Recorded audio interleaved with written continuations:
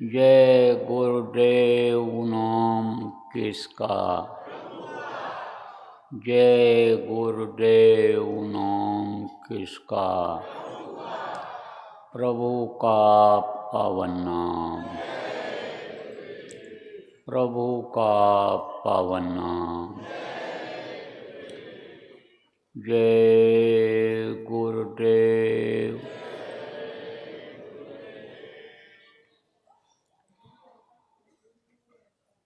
सर्वसमर्थ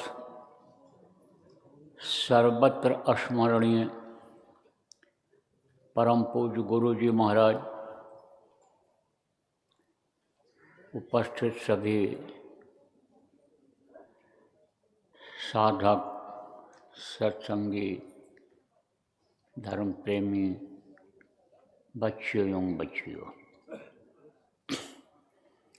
आज 2 जनवरी 2025 प्रातः सुमिरन ध्यान भजन के बाद का समय, आश्रम उज्जैन मध्य प्रदेश।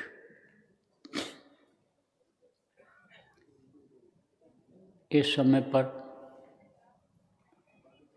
तो विश्व के ज़्यादातर स्थानों में प्रजातंत्र है। पहले राजतंत्र हुआ करता था। राजा लोग प्रजा की रक्षा करते, प्रजा की देख रेख करते और प्रजा की मेहनत की कमाई से राज्य को चलाते थे। तो राजा लोग वेश बदल करके घूमा करते थे कि किसी को कोई तकलीफ तो नहीं है, कोई सताया तो नहीं जा रहा है। तो एक राजा थे, वेश बदल करके घूमते हुए चले गए उधर जंगल की तरफ। जंगल में प्रवेश ही किए थे, थोड़ी ही दूर गए थे, तब तक उनको एक शेर दिखाई पड़ा, एक भैंसा दिखाई पड़ा, मोटा तगड़ा भैंसा दिखाई पड़ा। तो राजा ने सोचा कहीं मार न दे हमको। सोच ही रहे थे कि भाई इसके आंखों से बच जाना चाहिए, छिप जाना चाहिए। तब तक भैंसा को देखकर एक शेर उस पर हमला कर दिया, मार दिया, भैंसे को मार करके गिरा दिया। फिर वही शेर आगे बढ़ा। राजा देख रहा है, शेर से बचने के लिए कोशिश कर रहा है। तो राजा की तरफ उसने, शेर ने देखा भी नहीं, चल पड़ा। किधर चल पड़ा? आगे की तरफ। थोड़ी दूर जब राजा देख रहा है शेर को, थोड़ी दूर जाने के बाद वही शेर सांप बन गया। और राजा को बड़ा आश्चर्य हुआ कि अभी तक तो ये शेर था और अब ये सांप बन गया। तो देखना चाहिए कि यह सांप अब कहाँ जा रहा है, ये किधर जा रहा है, क्या कर रहा है। तो राजा सांप के पीछे पीछे लग गया। कुछ दूर के बाद एक नदी थी, नदी पर नावें लगी थी, लोग उस पर बैठ कर के पार होना चाहते थे। तो सांप धीरे धीरे जा रहा है, राजा पीछे पीछे जा रहे हैं। तो वो सांप एक नाव में घुस गया। नाव चल ही रही थी, तब तक वो उसमें घुस गया। दूसरी नाव लगी थी, वो भी तैयार थी। राजा गया, उस पर बैठ गया। कुछ दूर जाने के बाद सांप उसमें से दिखाई पड़ा लोगों को। और जब सांप दिखाई पड़ा तो बचने के लिए लोग भगे। और नाव टेढ़ी हुई, एक तरफ हो गए लोग, नाव टेढ़ी हुई तो उसमें कुछ लोग गिर गए, डूबने लग गए। और ये नाव जिस पर सांप था वो आगे बढ़ गई, उसी में छिप गया सांप। राजा की नाव बगल में ऐसे जा रही है, वो भी मल्लाह जल्दी जल्दी खेने के चक्कर में है कि कहीं हमारे नहीं है जो यात्री बैठे हैं ये घबरा जाएं। नाव किनारे लग गई, दोनों नावें किनारे लग गई। तो वो सांप उसमें से निकला, लोग जल्दी जल्दी उतर गए सांप वाले नाव से। सांप उसमें छिपा रहा, मल्लाह भी देखता रहा सांप किधर गया, कहाँ कहाँ चला गया। फिर उतरा, जब सब लोग उतर गए, राजा की भी नज़र सांप पर ही थी कि जा कहाँ रहा है, ये है कहाँ। निकला और ऐसे घास फूस लगी थी, उसी घास फूस में से रास्ते पर आ गया वो, जिधर से लोगों का आना जाना था। और रास्ते पर पहुँचते पहुँचते वो एक सुंदर औरत बन गया। औरत अब आगे चलने लग गई, पब्लिक भी जा रही है उधर से, राजा भी पीछे पीछे जा रहा है औरत को देखते हुए। फिर वो औरत ऐसे मुड़ गई दूसरे रास्ते पर। कहीं कहीं कई तरह के रास्ते होते हैं, कोई दाहिनी तरफ का होता, बाईं तरफ का, सीधा भी होता है। तो मुड़ गई औरत, राजा भी पीछे पीछे जा रहा है, दूर पीछे, काफ़ी पीछे। औरत मुड़ के देख भी नहीं रही। आगे जाने के बाद एक पेड़ था, पेड़ के नीचे गई औरत, बैठ गई। राजा छिप करके देख रहा है अब ये औरत क्या करती है, क्या होता है। तब तक दो फौजी सिपाही वहीं पहुंच गए कुएं के ऊपर। आज की तरह से इतने नल तो होते नहीं थे, ना वाटर सप्लाई थी, ना कोई बड़ी टंकी होती थी, कुएं होते थे। जगह जगह पर लोग कुआं खोदवा देते थे, कहते थे कुआं खोदवाना, बावली बनवाना पूरी का काम होता है। तो जो सेठ लोग कमाई करते थे, पैसे बच जाते थे, तो इन धार्मिक कामों में लगा देते थे। कुएं से पानी फौजी निकाले और हाथ पैर धोए। हाथ पैर धोने से थकावट दूर होती है। पहले देखो लोग पैदल जब चलते थे तो जब रिश्तेदारों के यहाँ पहुँचे तो ठंडी के महीने में गर्म पानी करके पैर को खूब धोते थे, खूब भिगोते थे पैर को,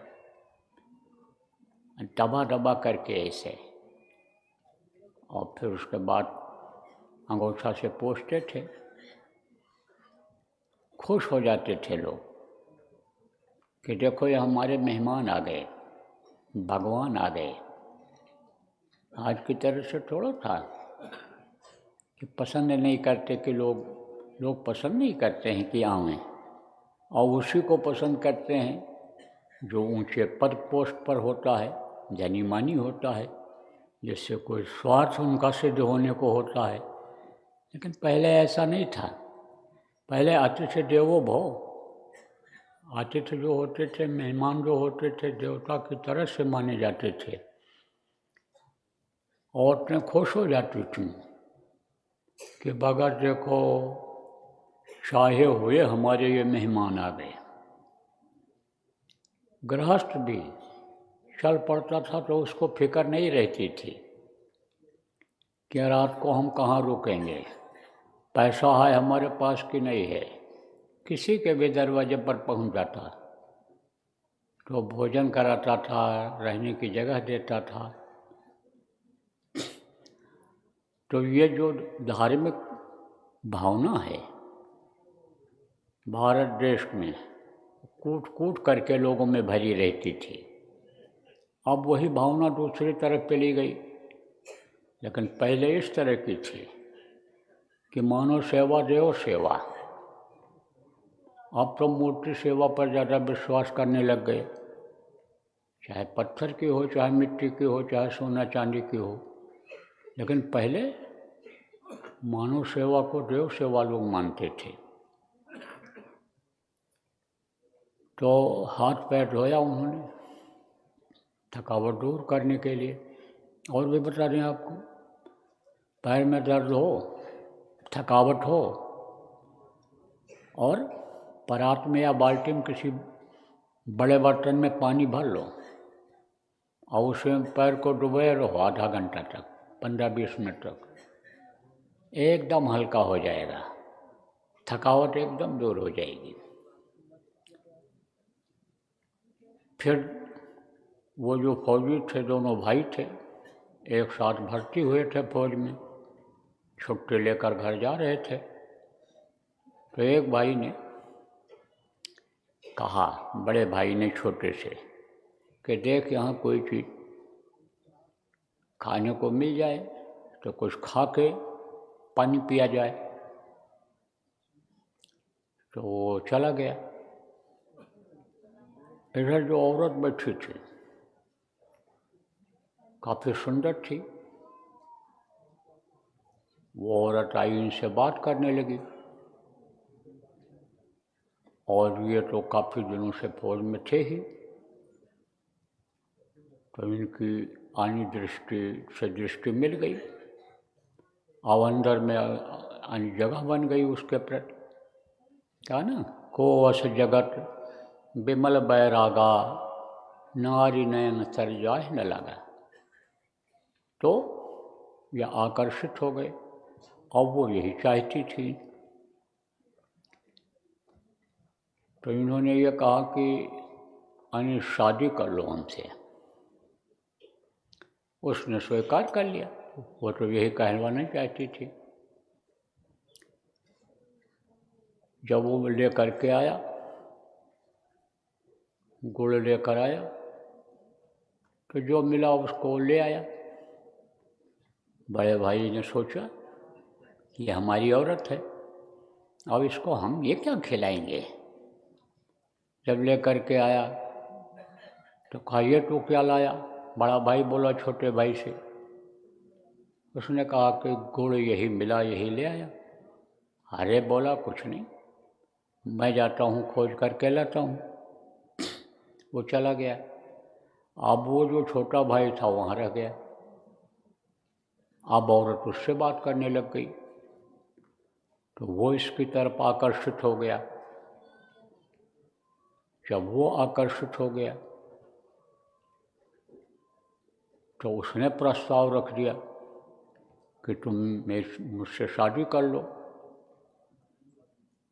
तो उसने स्वीकार कर लिया कि ठीक है। अब जब उधर से वो लौट के आया बड़ा भाई, तो छोटे भाई ने बड़े भाई से कह दिया कि मैं इससे शादी करूँगा, ये तैयार है शादी करने के लिए। बोला, तू कैसे शादी करेगा, शादी मैं करूँगा इससे। अब दोनों में हो गई लड़ाई, और यहाँ तक लड़ाई पहुँच गई कि दोनों एक दूसरे को खंजर मार करके और ख़त्म कर दिए। अब राजा देख रहा है कि औरत क्या करा रही है, ये क्या हो रहा है। फिर वो औरत चल पड़ी आगे, राजा पीछे हो गया। कुछ दूर जाने के बाद वही औरत एक ब्राह्मण बन गई, पंडित बन गई। टीका चंदन लगा करके, कंठी माला पहन करके, पंडितों का वेश ऐसा होता था, धोती भारतीय संस्कृति के वस्त्र में आता है, धोती कुर्ता पहन करके बैठ गया एक पेड़ के नीचे। तब राजा ने सोचा कि अब मौका है पूछने का, मैं औरत से कैसे बात करता, वो भी ठीक नहीं था, लगता है मायावी है ये, तो कहीं कोई बात होती, लेकिन अब पूछने का मौका है। तो राजा गया, उनको प्रणाम किया, पंडित जी ने आशीर्वाद दिया। तब राजा बोला, महाराज आप कौन हैं, आप अपना परिचय हमको दीजिए, मैं काफ़ी देर से आपको देख रहा हूँ, हाथ चोला बदल बदल करके, और ये सब करवा रहे हो, क्या कर रहे हो ये आप? तब पंडित जी ने कहा, मैं हूँ काल, मैं किसी को छोड़ता नहीं हूँ, जब उसका समय आ जाता है तब किसी न किसी बहाने उसके प्राण को निकलवा देता हूँ, मैं काल हूँ, ये मेरा देश है और ये जितने भी जीव हैं ये सब मेरे अधीन हैं, इनका सारा इंतजाम तो मैं कर देता हूँ, लेकिन इनको समय मिलता है जीने का, और समय जब इनका पूरा हो जाता है तो मैं किसी न किसी बहाने इनके आत्मा को निकलवा दिया करता हूँ, मैं काल हूँ। कहने का मतलब प्रेमियों यह है कि काल किसी को छोड़ता नहीं है। कहा गया, काह न आंवला कर सके और काह न सिंधु समाए और काह न पावक जल सके, काह न पावक जल सके और काल काहे न खाए। यानी अबला किसको कहते हैं, जिसके पति न हो, कोई न हो, तो कहा पुत्र न अबला कर सके, पति नहीं रहेगा तो वो औरत क्या बच्चा पैदा कर पाएगी। कहा न अबला कर सके, कहा न सिंधु समाए, कहा कि समुद्र में हर चीज़ समा जाती है, समुद्र इतना बड़ा है कि उसमें कोई भी चीज़ डालो तो समा जाती है। यह धरती पर जितनी भी चीज़ें हैं यह सब समुद्र में डाल दिया जाए तो समुद्र में समा जाएगा, इतनी गहराई है, इतनी लंबाई चौड़ाई उसकी है। पूरे दुनिया में 1/4 हिस्से पर तो ये धरती है, बाकी 3 हिस्से में पानी ही पानी है, बल्कि ये समझ लो पानी के ऊपर ही, जैसा दूध के ऊपर मलाई रहती है ऐसे यह धरती तैर रही है, इसीलिए खोदते हो तो नीचे पानी मिलता है। तो अब आप समझो प्रेमियों, काह न सिंधु समाए और काह न पावक जल सके, आग में हर चीज़ जल जाती है, लोहा जैसा चीज़ भी जल करके पिघल जाता है, गल जाता है, और काल काहे न खाए, काल किसी को नहीं छोड़ता है, सबको अपने गाल में एक दिन ले ही लेता है। तो आज 2 जनवरी 2025 को आपको यही याद रखना है कि भाई काल गाल फैलाए हुए खड़ा है और वो इंतज़ार कर रहा है। क्या इंतज़ार कर रहा है? कि इनका श्वास पूरा हो और हम इनको अपने मुंह में ले लें। श्वासों की पूंजी हर किसी को खर्च करने के लिए गिन करके मिली है।